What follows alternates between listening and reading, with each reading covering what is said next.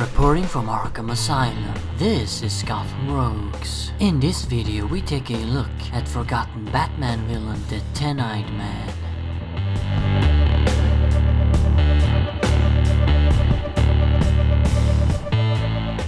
Throughout his near 80-year-old existence, Batman have faced countless enemies. Some of these have gone on to stand among the most infamous fictional villains in pop culture history, while others have completely vanished into obscurity. In this segment of Forgotten Bat Rogues, we spotlight the Ten-Eyed Man. Ten-Eyed Man made his first appearance in Batman 226, published in 1970. The story was fittingly titled The Man with Ten Eyes, and was written by Frank Robbins and penciled by Novick. In it we meet Phil Reardon, a Vietnam vet who works as a night watchman at a fur company. One night a gang of hoodlums attempts a robbery, only to get their asses handed to them by Reardon's kung fu skills. Eventually they overpower him though, and lights a fuse to blow the vault. Just before it explodes, Batman arrives on the scene at the same time as Reardon gets back up on his feet. The Dark Knight mistakes Phil for one of the thugs and attacks him. The bomb then explodes, the blast destroying Reardon's eyes, rendering him blind. The crooks then return, taking the ex-soldier with them, planning on using his fighting abilities for their criminal gains. They bring him to a doctor to get his eyes fixed, but there's no use, nothing can be done, except for a highly experimental and unorthodox procedure, namely reconnecting the optic nerves to the fingertips, thus allowing the fingers to see instead. And no, I'm not making this up.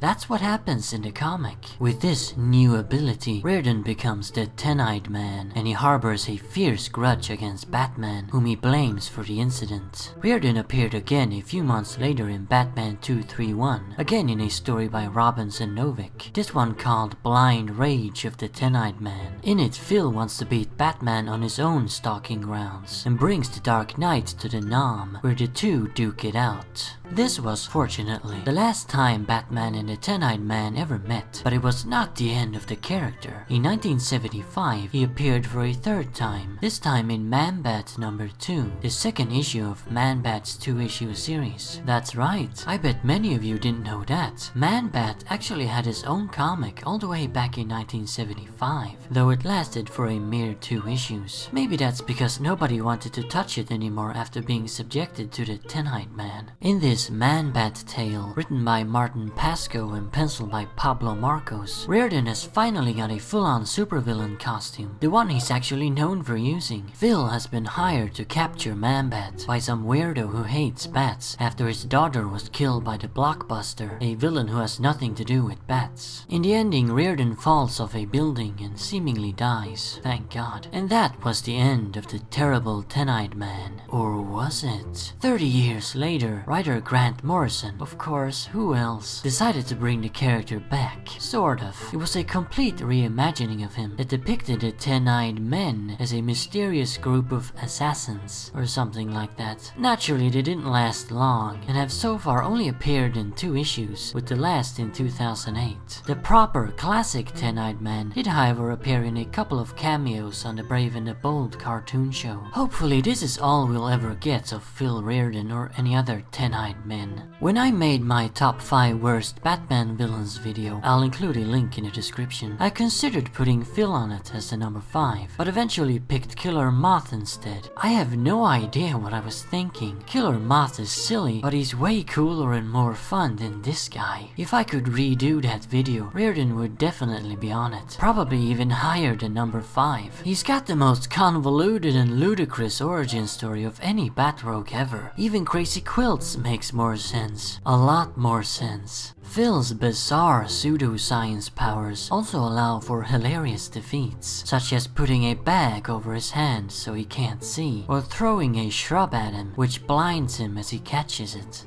What also makes it worse is that Phil was created in 1970, not 1950, and by Frank Robbins, the guy who created Man-Bat. How do you go from Man-Bat to the Ten-Eyed Man? I guess he's good for a few laughs though, but seriously, let's hope no one else ever decides to bring him back. So there you have it. That's the story of forgotten Batman villain, the Ten-Eyed Man. The guy you can beat by plunging his hands into mud. Remember, Arkham Asylum awaits you in the next video.